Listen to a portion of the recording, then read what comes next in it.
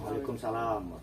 Nah, baik Pak, kami di sini dari mahasiswa KKN yang di Desa Batas ingin menanyakan kepada Bapak tentang bagaimana sejarah Desa Batas itu, Pak. Usulnya.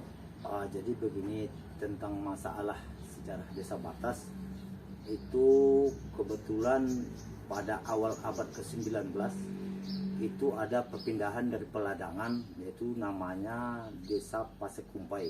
Pada waktu itu masih perkampungan.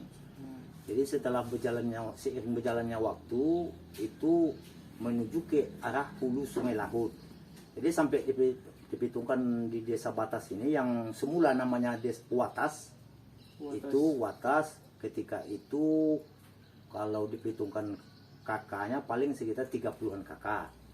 Nah, dengan seiring berjalannya waktu tentu perkembangan itu semakin bertambah, semakin berkembang, maka pada waktu zaman kerajaan itu diutamakanlah untuk membuat suatu perkampungan namanya kampung itu dengan ada 3 kategori yang wajib dipenuhi oleh lingkungan itu. Pertama sekali adanya bentuk semacam dukun, ataupun kalau saat ini namanya itu di bidang kesehatan, kemudian di bidang agama itu namanya lobai pada waktu itu kan. Lobai itu di bidang agama, kemudian di bidang pemerintahannya namanya waktu itu penghulu kampung, kepala kampung gitu. Jadi setelah itu sekitar tahun 1973 itu meningkat lagi statusnya menjadi wali muda gitu. Desa wali muda, boleh dikatakan kampung pada itu masih belum desa, masih namanya kampung. Itu berjalan lebih kurang sampai tahun 82. Setelah tahun 82 itu desa ini pemegang dari desa induk, yaitu desa ibu kota kecamatan Daugalu, itu dijadikanlah pemegang kampung namanya Desa Batas.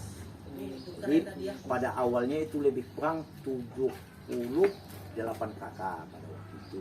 Jadi dengan adanya perkembangan itulah maka tahun 82, 83, 84 itu jadikanlah desa definitif.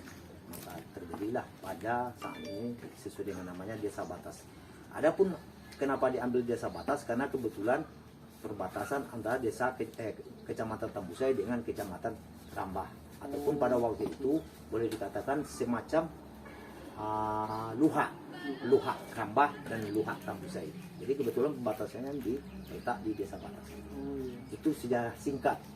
Tapi sesungguhnya di dalam penjelasan ini mungkin masuk Desa Batas ini termasuk desa yang punya kearifan lokal, yang ini sesuai dengan ketentuan undang-undang dan juga PP dan juga Perbup sudah mengatakan bahwa Desa Batas ini masih desa adat.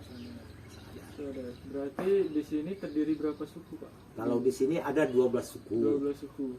Yang suku tempatan itu ada 12 suku. Suku Melayu itu kan.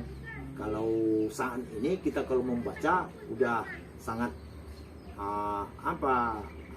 maksudnya udah majemuk. Udah ada orang kitab Jawa, ada Batak, ada Mendeling, pendatang. Pendatang. Boleh, kalau kita katakan pendatang itu nggak enak, tapi boleh dikatakan ada pribumi dengan non pribumi. Kalau perekonomian masyarakat sini rata-rata mayoritasnya apa?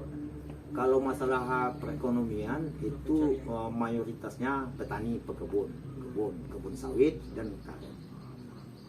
Itu mata pencaharian.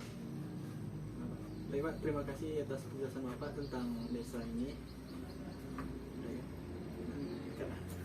Mengingat waktunya singkat, mungkin tidak bisa sebagai terlalu detail kami sampaikan. Tapi untuk lebih jelas nanti kalau seandainya memang dibutuhkan itu kita bisa mengacu kepada di dalam RKP desa itu ada dituangkan bahwasanya asal usul desa ini sehingga menjadi Desa Batas yang definitif. Jadi dipimpin oleh seorang kepala desa. Jadi kalau untuk secara lebih jelasnya nanti ketika istilahnya mahasiswa kalian membutuhkan bisa kita konsultasikan ulang, bisa kita menambah untuk lebih jelas supaya data ataupun penjelasan ini dapat kalian gunakan dalam memahami itu sesuai dengan apa yang kalian butuhkan, baik di dalam adat istiadat, tatanan dan lain sebagainya, itu bisa kami sampaikan. Tapi mengingat waktu singkat mungkin apa yang dibutuhkan, apa yang bisa saya sampaikan tadi itu adalah merupakan sejarah singkat Desa Batas.